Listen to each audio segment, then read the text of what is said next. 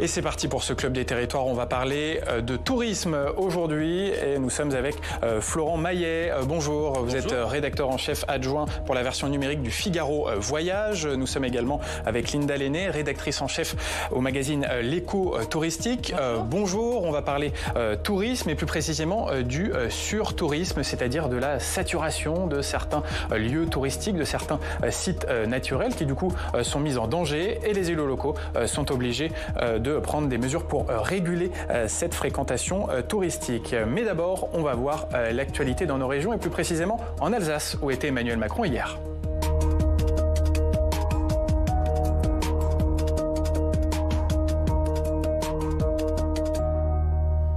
Et pour parler de cette visite mouvementée du président de la République hier en Alsace, on va retrouver nos partenaires du journal L'Alsace avec Laurent Baudin, journaliste et éditorialiste au journal L'Alsace. Bonjour Laurent. Bonjour Alexandre. Alors aujourd'hui, à lire dans vos pages, eh bien, il y a cette interview exclusive pour les journaux du groupe EBRA, interview d'Emmanuel Macron qui était en déplacement dans votre département hier. Oui, cette interview, en fait, c'est à la fois un bilan et une projection. Emmanuel Macron, il redit qu'il mesure les colères. Il y aura, selon lui, des manifestations et des concerts de casseroles, mais ma responsabilité n'est pas de dire « je vous ai entendu et je ne vais rien faire ». Emmanuel Macron veut aller au contact, il estime qu'il doit expliquer et corriger. Il précise que c'est pour cela que le texte sera complété, le texte sur les retraites sera complété avec le pacte de la vie au travail. Je ne méprise personne et je dis toujours la vérité aux Français, assure le président de la République, qui ajoute « ceux qui sont méprisants sont ceux qui ne disent pas la vérité ». Le président de la République rend aussi hommage aux partenaires sociaux qui, selon lui, au-delà des désaccords sur les retraites, n'ont jamais arrêté de travailler. Je laisserai passer le 1er mai comme les syndicats me l'ont demandé et je les réinviterai courant mai. Ma porte est ouverte, répète le président de la République qui prend un engagement de méthode. Ce qui sera bâti entre syndicats et patronat sera retranscrit fidèlement, c'est sans limite et sans tabou. Enfin, le président de la République note que nos concitoyens vont de moins en moins voter, mais veulent participer de plus en plus aux décisions. Selon lui, beaucoup d'élus de terrain le savent, ils organisent des référendums locaux sans qu'il y ait beaucoup de participation. Et Emmanuel Macron de dénoncer le comportement à l'Assemblée nationale de la France insoumise et du Rassemblement national, dont l'histoire politique est non républicaine selon lui.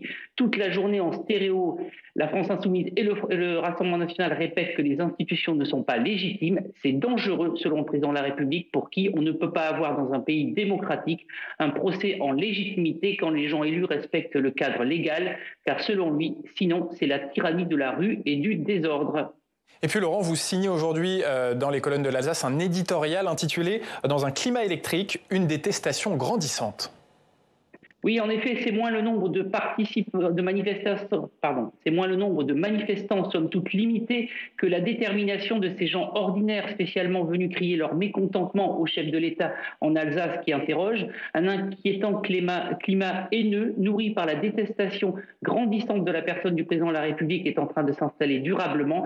C'est la fonction présidentielle qui est abîmée et ce n'est évidemment pas bon pour le pays. Alors évidemment, Emmanuel Macron n'est pas étranger à cette ambiance, il en est même à l'origine à travers un exercice du pouvoir toujours aussi vertical, mais les insultes et les injures, à l'instar de cette accusation de gouvernement corrompu lancée à la face du président de la République hier en Alsace, ont tourné en boucle pour alimenter finalement la chaîne de désinformation, concourant aussi à saper les fondements démocratiques. Malsain, ce climat politique haineux est entretenu par des oppositions. La France insoumise souffle effectivement sur les braises, tentant d'entretenir une ambiance insurrectionnelle à travers un procès permanent en légitimité dont au final, seule Marine Le Pen récolte aujourd'hui les fruits. Emmanuel Macron, c'est ce constat qu'il fait dans l'interview qu'il a accordée aux journaux du groupe EBRA et que l'on peut retrouver dans nos éditions papier de l'Alsace, mais aussi sur notre site internet l'alsace.fr. Merci beaucoup Laurent, et justement on va revoir la une du journal L'Alsace aujourd'hui consacrée à cette visite hier d'Emmanuel Macron dans ce département sous les huées des manifestants, avec cette interview à lire d'Emmanuel Macron dans les colonnes de tous les journaux du groupe EBRA, des journaux de l'Est de la France. Merci beaucoup Laurent. On va ouvrir le thème de ce Club des Territoires aujourd'hui. On va parler du tourisme et de la notion de surtourisme. De plus en plus de lieux touristiques en France sont pris d'assaut par les touristes avec une mise en danger de certains sites naturels. C'est le cas par exemple des plages et des falaises d'Étretat en Normandie. Regardez ce reportage de Marion Vigreux. C'est un site majestueux. La plage d'Étretat, ses falaises de craie blanche qui dominent la Manche et son arche de pierre. Des paysages mythiques de la Haute-Normandie. Tellement mythiques que l'année dernière encore, 1,5 million de visiteurs les ont arpentés. En cause, le boom du tourisme local post-Covid, le succès de la série Arsène Lupin ou encore les milliers de publications sur les réseaux sociaux.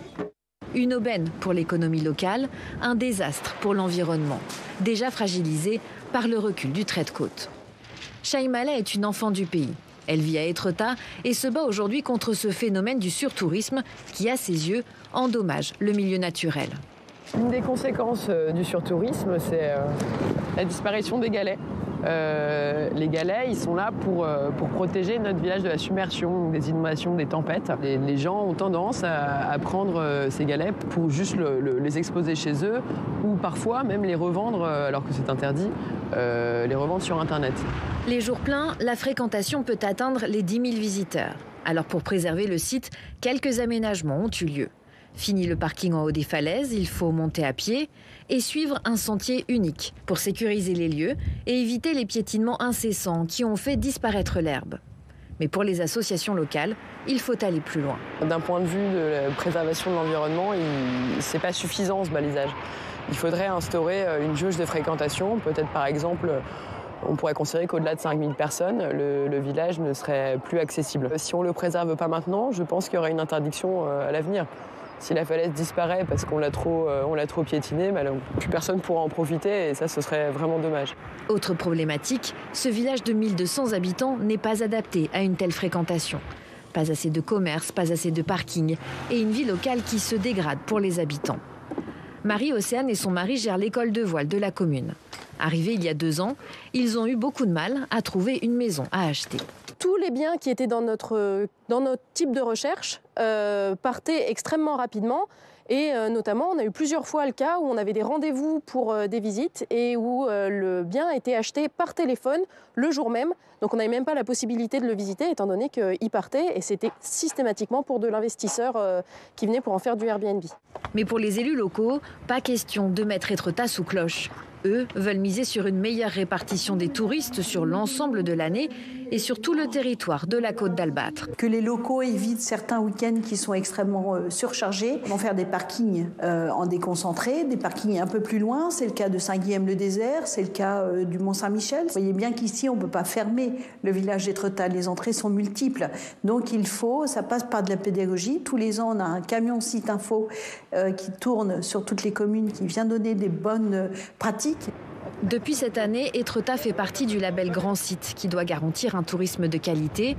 Et ce, alors que dans le même temps, le site de voyage américain Fodor a placé les falaises sur la liste des 10 destinations mondiales à mettre sur pause, car victimes du tourisme de masse. Et voilà pour ce reportage de Marion Vigreux à Étretat. Florent Maillet, cette situation de la commune d'Étretat, ça illustre bien ce phénomène de surtourisme. Est-ce que c'est un phénomène nouveau qui se développe ces dernières années? Non, c'est pas un phénomène nouveau. Je pense qu'il offre un parfait résumé des excès et de ce que peut représenter le surtourisme. Si on essaye de définir le surtourisme, je pense qu'on peut parler d'une croissance excessive d'un nombre de visiteurs et qui a des effets néfastes sur les populations locales ou sur l'environnement. Je pense qu'on est tout à fait dans ce cas de figure sur Étretat. C'est pas nouveau. Néanmoins, depuis le Covid, il y a un effet démultiplicateur et il y a aussi une plus grosse focale de la part des médias, des populations locales, parce que ça entraîne des effets à répétition, notamment les crises des logements. Donc là, on est vraiment dans les effets néfastes pour les populations locales. Et également, on en parle à Étretat, vous vous rappelez de l'histoire des galets, des conséquences pour l'environnement, avec un trait de côte qui recule et accentué par notamment les touristes qui repartent avec des souvenirs. Donc on est vraiment dans un parfait exemple du surtourisme. On va évoquer les différents impacts de ce surtourisme. Linda Lenné, ce n'est pas un phénomène nouveau, mais on peut dire qu'il est vraiment en développement dans les années post-Covid. Alors, ce n'est effectivement pas un phénomène nouveau. Le surtourisme, le thème même de surtourisme existait avant la crise sanitaire et les raisons sont très simples. Si on regarde une trajectoire longue, j'aime bien rappeler les chiffres que donne le sociologue Jean Viard. En 1968, il y avait 60 millions de visiteurs, de touristes internationaux. En 2019, on était à 1,5 milliard.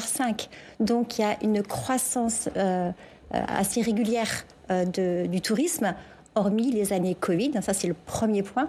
Ensuite, il y a un effet de concentration, c'est-à-dire qu'on a pour coutume de dire que 95% environ des touristes vont sur 5% des territoires. Donc, malheureusement, le site d'Étretat en est l'exemple type. Et en plus, le reportage le montrait bien, il y a aussi un phénomène de concentration sur la haute saison, juillet, août, les ponts du mois de mai qui vont arriver. Donc il faudrait, dans le meilleur des cas, parvenir à une meilleure dispersion des flux touristiques, comme d'ailleurs le propose et le répète un autre sociologue, Jean-Didier Urbain. Il faut arriver effectivement à déconcentrer de manière à ce qu'il y ait beaucoup moins de pression et sur l'environnement et sur les populations locales qui, elles, vivent au quotidien parfois les désagréments du tourisme, même s'il y a aussi des bienfaits. Il est bon de rappeler quand même qu'au niveau mondial, 1 emploi sur 10 est dans l'industrie du tourisme. Donc le tourisme reste une industrie porteuse en termes économiques et en termes d'emploi. Oui, ça reste un secteur qui fait vivre différents territoires. Florent Maillet, ce surtourisme, il est aussi intensifié par les réseaux sociaux. Il suffit d'une photo sur Instagram de la part d'un influenceur connu et ça y est, il y a une concentration de touristes. Exactement, et puis on en revient, je rebondis sur ce chiffre, effectivement, qui peut paraître impressionnant, mais qui, à mon avis, correspond quand même à la réalité. C'est vraiment 95% de ces flux de touristes, on parle de 1,5 milliard de touristes au niveau mondial, qui se concentrent sur les 5% qui sont en priorité des zones littorales, mais également, en ce moment, vous avez la floraison des cerisiers au Japon, voilà, c'est quelque chose de très populaire aussi. Vous avez le Mont Blanc en France, qui est un des totems, voilà. Donc il y a quelques totems comme ça, et dont la fréquentation est accentuée par les réseaux sociaux, pas seulement, mais effectivement, le phénomène, puisqu'on prenait l'exemple d'Étretat, rappelez-vous, il y a des morts à Étretat, des gens qui s'approchent de la falaise pour prendre des selfies. Voilà, c'est une démonstration dramatique et par l'absurde de ce phénomène des réseaux sociaux qui enjolivent effectivement le surtourisme. Avec, oui, je pense que sur les réseaux sociaux, on va aussi assister à une transformation des messages. C'est-à-dire qu'aujourd'hui, on est beaucoup dans la promotion de sites touristiques, mais avec le temps, on va être de plus en plus dans la pédagogie. Les calanques en sont un exemple. C'est-à-dire que les gens qui font la promotion des calanques vont pouvoir expliquer qu'il faut éviter de venir au cœur de l'été, qu'il faut réserver, sinon on ne pourra pas venir sur place. À compter du mois de juin, la réservation sera obligatoire à Sugiton. Et c'est quelque part une bonne nouvelle parce que cela permettra d'améliorer aussi l'expérience sur place. Donc il faut le voir également comme un outil pédagogique. Donc les réseaux sociaux, Instagram en premier, peut petit à petit devenir un outil au service à la fois des territoires, mais également d'un voyageur plus responsable. Oui, il y a un véritable enjeu pédagogique, car il y a un véritable péril environnemental sur certains sites naturels qui sont saturés de touristes. Florent Maillet. Oui, tout à fait. Et puis on parle de sites contraints sur un plan géographique. On l'a rappelé, c'était rappelé dans votre reportage. Étretat, vous ne pouvez pas fermer un village. Quand vous êtes sur le Mont Blanc, vous ne pouvez pas fermer tous les accès au Mont Blanc. C'est le grand paradoxe, c'est que ces fameux 5% de la surface du monde, si demain on en venait à il y a une forme de régulation à trouver. Je pense que ça, tout le monde est à peu près d'accord là-dessus. Le problème, c'est qu'à partir du moment où vous régulez ces espaces-là, les gens peuvent être tentés d'aller vers d'autres espaces. Si vous fermez ces calanques de Sugiton, les gens, visiblement, ont envie de voir des calanques. Qu'est-ce qu'ils vont faire ? Ils vont soit trouver des alternatives, soit aller dans d'autres lieux qui ne sont pas forcément prévus pour les accueillir. Donc effectivement, il y a tout un travail de pédagogie. La pédagogie, peut-être qu'elle doit aller jusqu'à indiquer à ces gens quels sont, entre guillemets, les plans B. On va voir les mesures qui sont prises par les élus sur ces sites pour essayer de réguler ce surtourisme. Quels sites en France, Audrey, prennent ce type de mesures ? Alors je vais vous emmener faire un petit tour de France car vous l'avez dit, la problématique du surtourisme touche de nombreux sites sur notre territoire, du Mont-Saint-Michel au Mont-Blanc, en passant par les Calanques à Marseille ou alors les Bouches de Bonifacio en Corse. À chaque site, sa tentative de solution.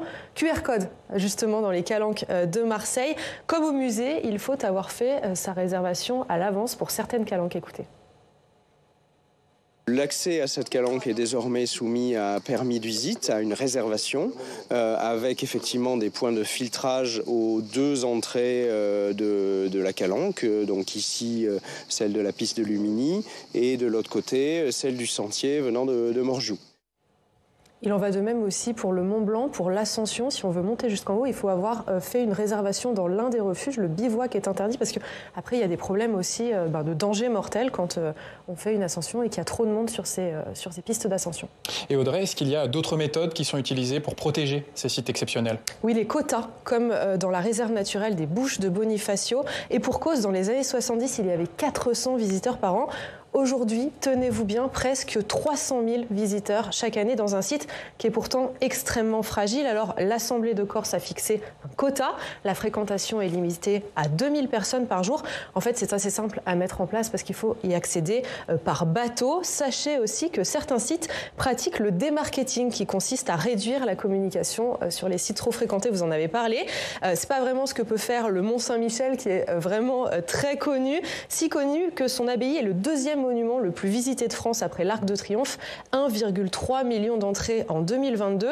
Alors la solution qui va être choisie, c'est d'afficher la fréquentation du site en temps réel sur le site internet pour informer les visiteurs quand un seuil important est dépassé et pour essayer d'étaler en fait la fréquentation sur le site. Merci beaucoup Audrey. Linda Lenné, on le voit, il y a toute une palette de solutions qui sont utilisées pour essayer de contrer ce phénomène de surtourisme et notamment tout simplement la réservation pour aller sur un site touristique. Exactement. Aujourd'hui, c'est un levier de plus en plus utilisé, plus facile à mettre en place sur les sites culturels. Je vais prendre un exemple en France, c'est le Louvre.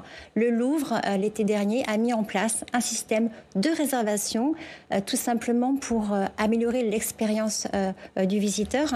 Et finalement, le principe a bien fonctionné.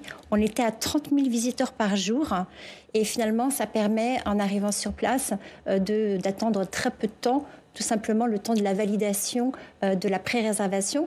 Et finalement, on voit bien que le digital, lui aussi, va permettre justement d'embarquer les sites touristiques culturels dans cette démarche d'aménagement, également des visites dans le temps pour éviter qu'on soit tous au même moment devant la Joconde.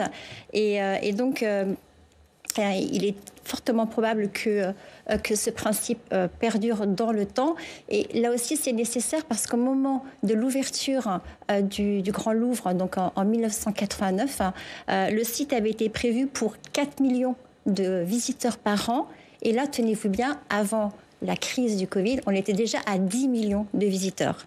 Donc on voit bien que parce qu'il y a une croissance donc des flux touristiques et une croissance démographique, les sites culturels vont devoir petit à petit aménager leurs entrées avec des outils digitaux. Ce n'est pas totalement nouveau. Depuis maintenant très longtemps, des sites qui sont très fréquentés ont déjà adopté ce type de solution. Je pense à l'Alhambra, par exemple, en Espagne. Ça fait très longtemps que si vous n'avez pas réservé, si vous n'avez pas anticipé, malheureusement, vous risquez de passer à côté de ce petit joyau. Florent Maillet, c'est inévitable. On va mettre de plus en plus en place ce système de réservation pour les lieux touristiques et pour les sites naturels. Ça semble effectivement inévitable. C'est la démonstration qu'en réalité, on agit sur l'aval. C'est-à-dire que finalement, on acte le fait qu'on vit aujourd'hui dans une société de loisirs. Les gens partent, les gens ont envie de partir. Partir, voyager est associé à une forme de bien-être. Alors on dit, voilà, sur certaines périodes de vacances, qui ont tendance d'ailleurs à croître, on est sur une année de pont. Donc beaucoup de gens ont l'intention de partir, restreignent même les achats alimentaires pour dédier cette partie-là aux achats de loisirs. Donc les gens partent. Et sur ce volume de gens qui partent, on dit effectivement, vous allez partir, mais pas comme avant.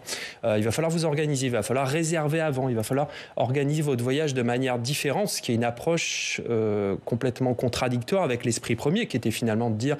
Partez, posez-vous quelque part et puis organisez vos activités. Voilà. Aujourd'hui, ça devient beaucoup plus difficile de s'organiser de la sorte pour une visite au musée, pour parfois une réservation au restaurant. Je pense qu'on l'a tous vécu. Aujourd'hui, il faut s'y prendre beaucoup plus tôt. Donc c'est une manière qui est complètement différente d'envisager son voyage, beaucoup plus encadrée et avec visiblement beaucoup moins de liberté. Donc ça change les pratiques touristiques. Il y a une autre solution qui est utilisée face à ces saturations de certains sites touristiques, c'est ce qu'on appelle le démarketing et des élus qui finalement font la promotion pour ne pas venir sur les sites touristiques de leur territoire. Et vous croyez à cette solution, Linda Lenné ? Alors je pense que c'est une solution pour finalement parvenir à une cohabitation harmonieuse entre les touristes et les locaux. On voit bien que depuis quelques mois, quelques années, il y a une tension croissante entre ces deux populations, alors qu'elles ont tout intérêt à s'entendre au quotidien. Donc le démarketing, ça peut être justement une façon d'éviter, comme on le disait dans le reportage, que demain certains sites soient totalement inaccessible parce qu'on sera arrivé à un point de rupture. Il y a un exemple à l'étranger, en Thaïlande. Vous vous souvenez sans doute de ce fameux film La plage. Donc c'est à Maya Bay. Et donc le site a été victime de son succès et ils ont dû fermer pendant 4 ans. C'est inconcevable. Donc tout ça pour que justement la nature reprenne un peu ses droits, et cela a fonctionné. Les coraux se sont reconstitués et maintenant on a un système de jauge, c'est très encadré et voilà. Donc il faut arriver effectivement parfois à des solutions de démarketing pour éviter des points de rupture. Je te donne un autre exemple. En Espagne, il y a un village qui a refusé en Catalogne de devenir plus beau village d'Espagne parce qu'il y a une trentaine de personnes qui habitent sur place et se sont dit, en fait, si jamais on a cette exposition médiatique, on va en pâtir au niveau de notre quotidien. Donc, c'est absolument nécessaire de, parfois, envoyer des messages qui peuvent paraître contradictoires, mais qui sont pour le bien-être de tout le monde. Allez, on va aller sur le massif du Mont-Blanc, puisqu'on est en duplex avec Jean-Marc Peyex, le maire de la commune de Saint-Gervais-les-Bains. Bonjour Jean-Marc Peyex. Bonjour. Alors à l'automne dernier, vous avez lancé un appel à Emmanuel Macron pour justement endiguer ce phénomène de surtourisme sur votre territoire. Est-ce que vous avez eu des réponses ? Alors oui, il y a des réponses puisque le président de la République a confié ce dossier à ses ministres et à ses conseillers. Je pense qu'il est effectivement temps que l'État reprenne la main et fixe les règles, c'est-à-dire que l'État dise une chose qui est très simple. Il y a des sites qui sont surfréquentés, comme vous l'avez dit. Il y a des activités dans les sites naturels qui sont maintenant devenues complètement démesurées. Et il est temps d'en fixer la limite et que l'État donne le ton. Ensuite, il faut que sur les territoires, le préfet et les élus locaux appliquent cette philosophie pour éviter justement qu'on arrive à des dérives telles que vous les avez décrites. Et aujourd'hui, c'est le vrai souci, c'est d'agir avant qu'il ne soit trop tard. Et justement, sur le site du massif du Mont-Blanc, quelles mesures sont mises en œuvre pour éviter la saturation touristique ? Vous savez, il ne faut pas croire que la pédagogie fonctionne encore. La pédagogie, c'était avec les anciens touristes. Les nouveaux touristes, ce sont des zappeurs, des consommateurs d'un jour, et ils s'en fichent pas mal de l'image qu'ils laissent derrière eux, puisqu'ils ne reviendront jamais. Donc, si vous voulez, la pédagogie, tout le monde est d'accord, mais pour les autres, et certainement pas quand les gens vont fréquenter ces sites. Donc, il n'y a qu'une mesure, c'est la régulation, c'est l'encadrement, et c'est dire ce que l'on veut faire de nos sites. Il ne faut pas attendre qu'ils soient détruits et que plus personne puisse en profiter. Il faut au contraire qu'on définisse des règles, qu'on définisse parfois des quotas, qu'on définisse des cadres d'utilisation, qu'on puisse lever le pied quand on est dans la nature parce que la nature est dans un état de souffrance comme l'année dernière et qu'on ne continue pas à faire des courses de montagne, à faire des choses qui ignorent complètement l'état de l'environnement ou l'état de la ville. Donc, il est urgent que les élus prennent leurs responsabilités et qu'ils soient moteurs pour éviter justement que tous nos sites touristiques ne soient demain dévastés parce qu'il y aura eu un effet de mode, il y aura eu des gens qui seront venus parce que les médias auront vanté tel ou tel site ou les réseaux sociaux. Mais les médias font exactement le même travail qui est négatif, c'est-à-dire qu'en valorisant un site dans le Figaro ou dans d'autres titres, eh bien, il est évident que vous avez plein de touristes qui sélectionnent ce site parce qu'on aura parlé de lui et parce qu'il faut que son image personnelle soit associée à l'image du site. Et la problématique d'Instagram, du sommet du Mont Blanc, c'est exactement ça. Et justement, sur le sommet du Mont Blanc, on comprend bien votre appel à une régulation des flux touristiques, mais est-ce qu'il y a des mesures concrètes qui sont mises en œuvre? Oui. Alors nous, on l'a mis en œuvre. On a le président de la République a sauvé le Mont Blanc en 2020 en faisant faire un arrêté de protection des habitats naturels. Et aujourd'hui, la fréquentation du Mont Blanc est limitée à la capacité des refuges. Mais après tout, on n'a rien inventé, puisque vous ne montez pas dans un avion quand il n'y a plus de place ou quand vous n'avez pas de réservation. Vous n'allez pas dans une chambre d'hôtel quand elle est occupée. Donc nous n'avons fait au travers de cet arrêté qu'appliquer le bon sens, ou plutôt le faire revenir. Et alors concrètement, comment ça marche? C'est un système de réservation dans les refuges? Il y a un système de réservation, comme pour un avion, c'est-à-dire que vous réservez votre place, et puis s'il n'y a pas de place, il faut différer votre ascension. Mais on est dans un milieu naturel, il peut y avoir aussi plein d'autres choses. Le mauvais temps, et vous perdrez votre place, et vous ne reviendrez pas le lendemain, puisqu'il faudra une nouvelle réservation. Florent Mayet, une réaction justement sur ce que disait Jean-Marc Peyex, qui dit qu'il y a aussi une responsabilité des médias à côté des réseaux sociaux dans la pédagogie. Attention à ne pas faire la promotion de certains sites qui sont saturés. Deux réactions. La première, c'est une réaction, je trouve que les élus locaux semblent un peu livrés à eux-mêmes. On est quand même dans un pays, on l'a rappelé tout à l'heure, avec des chiffres très importants concernant le tourisme. C'est 8% du PIB français, c'est plus de 2 millions d'emplois indirects et des sites. Saint-Gervais, c'est le deuxième site de montagne de France après Chamonix, avec le plus grand bureau des guides et un site connu mondialement pour l'alpinisme. Donc Chamonix ou Saint-Gervais attirent des alpinistes, c'est pas très étonnant. Ce qui est étonnant, c'est de se dire que finalement, ces maires sont amenés à prendre des mesures locales. La question, c'est mon deuxième point, est-ce que ces gens qui ne peuvent pas venir, ce serait intéressant de savoir si au 20 avril, d'ailleurs, il reste des places dans les refuges. Je serais très curieux de connaître votre réponse. Est-ce que ces gens qui ne peuvent pas venir au Mont Blanc ne vont pas se déporter vers d'autres sites? Est-ce que vos voisins de la Vanoise ou des Écrins, ne vont pas prendre ces vagues de visiteurs? Est-ce qu'il va pas y avoir des conséquences sur vos collègues d'autres territoires adjacents? Alors je vais répondre simplement non, parce qu'en fait les gens cherchent à briller. Vous avez eu 2 youtubeurs qui ont voulu mettre une tente sur le Mont Blanc au mois d'octobre dernier pour faire sur les réseaux sociaux un buzz. Mais ils s'en fichent pas mal. Ils vont pas aller sur un sommet de Vanoise ou à Saint-Gervais sur le Mont Joli. Ils vont aller sur le Mont Blanc parce qu'il n'y a plus que le Mont Blanc. C'est-à-dire que notre société touristique aujourd'hui, elle se résume à des spots.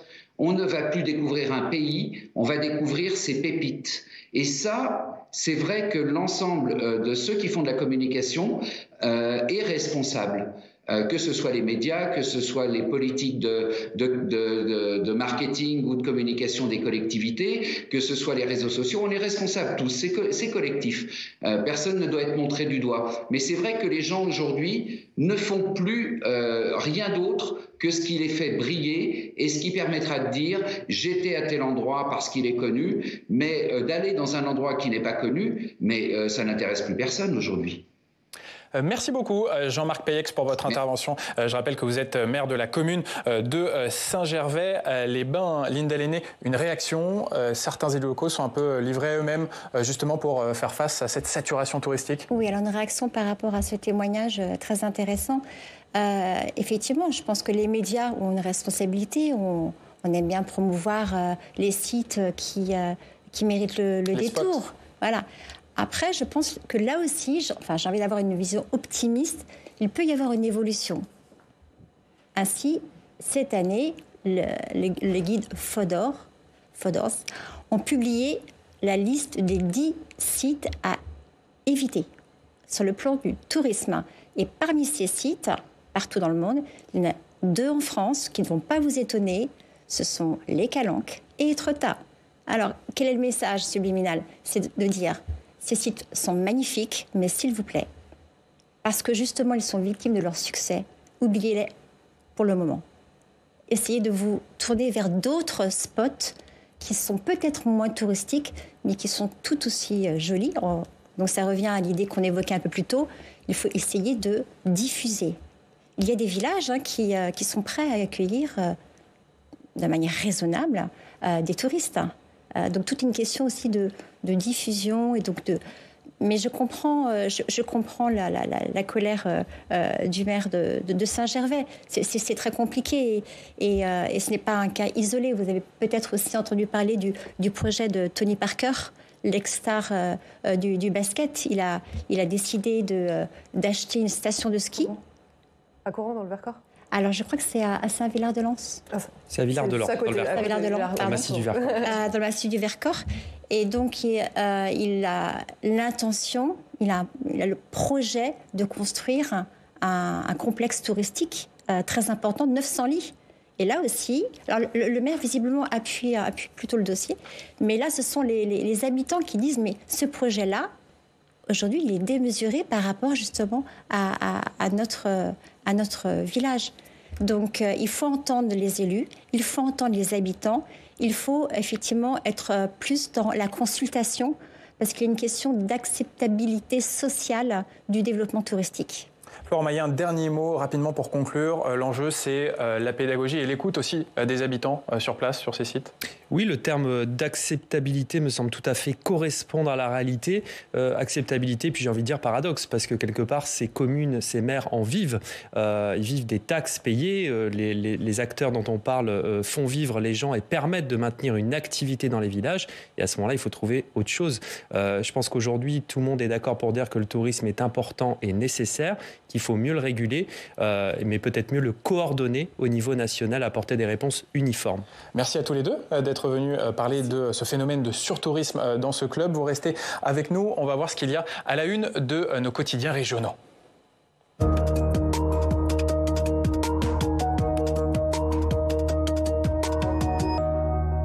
Une revue de presse des territoires aujourd'hui avec vous, Audrey. Et à la une, eh bien, forcément, on parle de la première visite du chef de l'État post-réforme des retraites. Ça fait la une de beaucoup de quotidiens régionaux. Oui, premier bain de foule sous les huées et les concerts de casseroles. Alors la dépêche du midi s'interroge, peut-on parler d'un retour impossible? Pas pour le chef de l'État qui a affirmé hier à une manifestante: ce n'est pas la première fois que j'entends des gens qui râlent après moi, j'ai connu bien pire. En marge de son déplacement, Emmanuel Macron a répondu aussi aux questions des journaux du groupe EBRA, une interview dans laquelle il réaffirme ne mépriser personne, toujours dire la vérité aux Français. Le président qui veut tout de même changer de séquence: je mesure les colères, mais je dois agir. Ce sont les mots retenus par le Progrès. Et puis les chantiers à venir, parmi les chantiers à venir, il y a celui de l'éducation. Nouveau déplacement aujourd'hui pour le président de la République sur ce thème. Ce sera à Ganges, au nord de Montpellier, nous rapporte Midi Libre, qui a déjà sondé quelques habitants, plutôt contents de cette visite du chef de l'État qui se fera donc sur le thème de l'éducation, mais ils ont aussi prévu de lui parler de la fermeture de la maternité à proximité, du sentiment de déclassement, de la pauvreté. Vous le comprenez, des échanges qui pourraient être une nouvelle fois assez tendus. Et parmi les dossiers inflammables du moment, il y a aussi les fameuses ZFE, les zones à faible émission dans les villes. Oui, et c'est le dossier de Sud-Ouest. Aujourd'hui, il s'agit d'interdire les véhicules les plus polluants dans les 43 métropoles de plus de 150 000 habitants. Celle de Bordeaux en fait partie. Elle se pliera à la loi, mais sans enthousiasme, parce que parmi les élus, personne n'est d'accord. Le maire de Bordeaux, Pierre Urmic, qui est pourtant écologiste, n'est pas pour. Il a le sentiment d'être laissé à l'abandon par l'État en rase campagne pour défendre une mesure qui est compliquée à faire entendre, parce que les véhicules les plus polluants, ce sont en général des personnes qui les possèdent, qui n'ont pas les moyens de changer de véhicule. Voilà. Merci beaucoup. Merci beaucoup, Audrey, pour cette revue de presse régionale. Merci à tous les deux d'avoir participé à ce club. Linda Lenné, on va regarder la une de l'éco-touristique qui est consacrée aux enjeux de l'e-tourisme, le tourisme sur Internet. C'est la fin de cette émission. On se retrouve demain. Dans Bonjour chez vous, on recevra Gilles Boyer, le député européen. Son roman politique à suspense, écrit avec Édouard Philippe, est adapté en bande dessinée. À 18h ce soir, dans Sens Public, vous retrouverez Thomas Hugues. Merci de nous avoir suivis et très bonne journée sur Public Sénat.